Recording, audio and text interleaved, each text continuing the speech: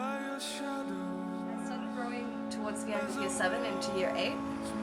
I kind of went into it expecting that I would quit after a while, and I'd kind of made this big identity around being the academic kid who never plays sports. So when I really enjoyed rowing, it was like quite a revelation to me, in that I found this new sense of physicality. So I started running, I started working out on my own, all of which were great and fine things, but I kind of just kept pushing.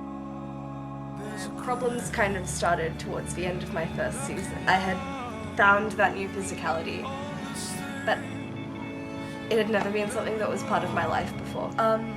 Shortly after the end of the first season, I sort of had my first, what I would call a disordered thought, an anorexic thought.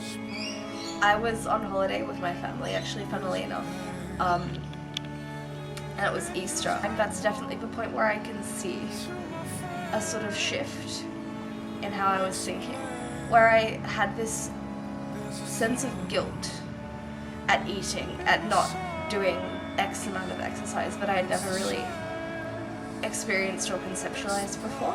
I did it in a very kind of polar and I would say unhealthy way. I started to cut down on the amount of food that I was eating. I started to avoid certain foods.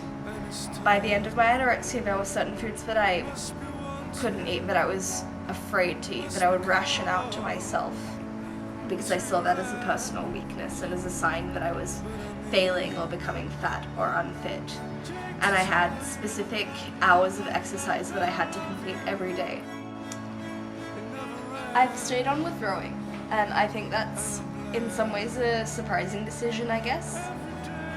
But I think that as much as rowing was definitely interlinked with the beginning of my illness, and it's definitely been really closely associated with the ways that the anorexia has manifested, especially considering that it's Anorexia Athletica. I feel like it's just something that's incredibly valuable to me. I think I had the potential for it to occur no matter what I did.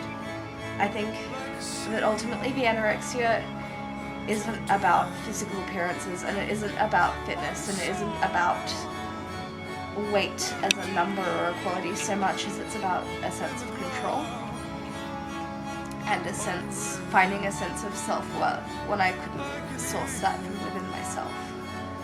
So I think that's something that I would have come up against no matter what I did, and no matter whether I continued sport or never even found it in the first place.